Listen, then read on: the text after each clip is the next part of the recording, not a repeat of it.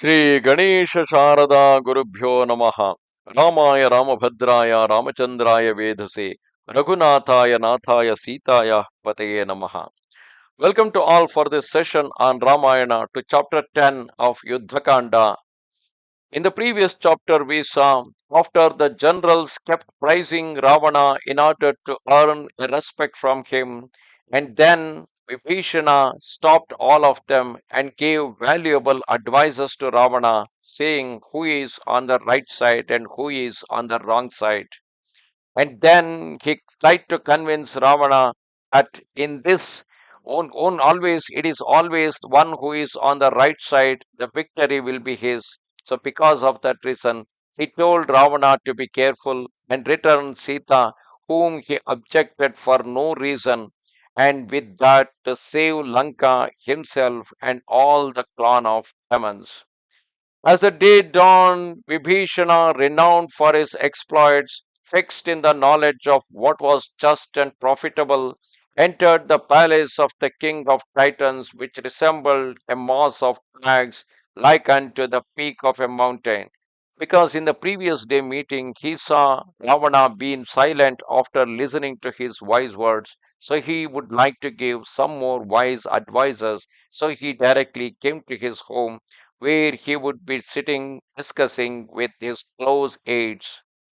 That vast area, that vast area was the resort of the great, well ordered and divided. It was inhabited by learned persons and guarded by loyal and vigilant titans on all sides, re-echoing to the sound of the wind blended with the trumpeting of intoxicated elephants, blare of conches and the blast of trumpets. Groups of lovely girls filled the valleys with their chattering. Its gates were of pure gold and enriched by magnificent decorations resembling the abode of the Gandharvas or the mansions of the Maruts, and it contained heaps of gems like unto the serpents' dwellings.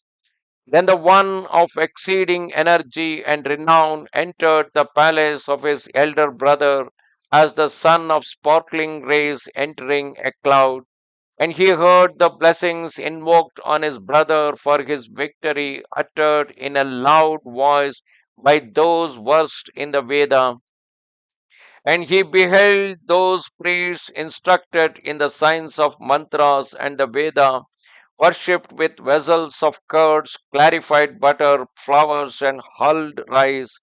Thereafter, the mighty armed Vibhishana, duly honored by the Titans, observed the younger brother of the bestower of the riches who was seated there.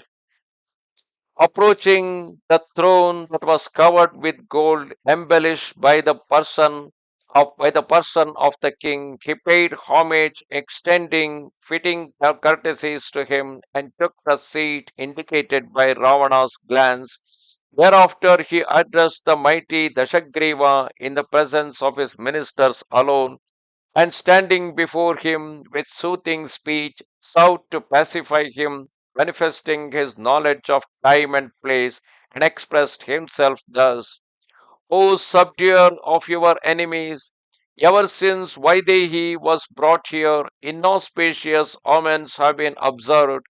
The sacrificial fire emits sparks, and its brightness is dimmed by smoke.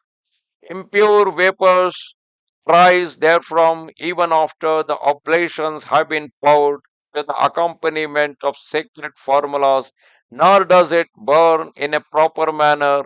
In the kitchens, sacred pavilions, and halls where the Vedas are recited, reptiles are to be found, and ants are discovered in the sacrificial offerings.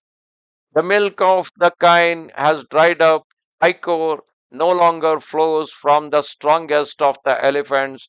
Horses find no satisfaction in their fodder and neigh incessantly, while the asses, buffaloes, and mules, at their hair standing on end, shed tears, and though ministered to by experts, do not behave normally, O king.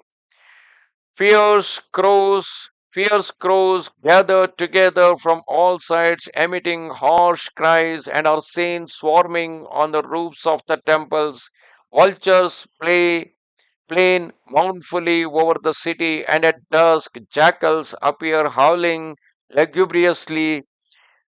Wild beasts and deer assemble at the gates of the city, setting up an ominous noise to the accompaniment of growls. These omens indicate that your fault should be expiated as the Lord thinks proper by returning Vaidehi to Raghava. If through error or expediency I have given cause for offense, you shall not condemn me, O great monarch. All your people, both male and female, and your court, in your court, affirm that the fault is yours.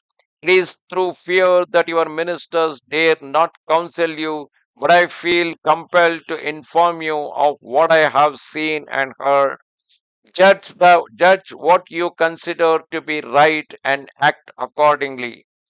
Thus spoke Vibhishana in measured words to his brother Ravana, lord of the Titans, in the presence of the ministers, and hearing the judicious, reasonable, moderate, and logical speech, productive of great good for the past, present, and future, Ravana, who had conceived a passion for Sita, answered with mounting anger, saying, I see no cause for fear anywhere.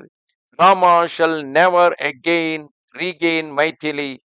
Even were Lakshmana's elder brother upheld by the gods with Indra at their head, how could he withstand me in the field?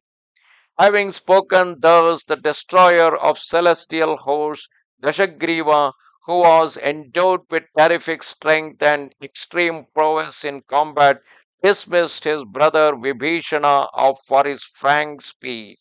Thus come to the end, chapter 10 of Yuddha Kanda in Ramayana. Namaste Sharada Devi, Kashmira Puravasini, Twamaham Prarthaye Nityam, Vidya Danancha Dehime. Goodbye.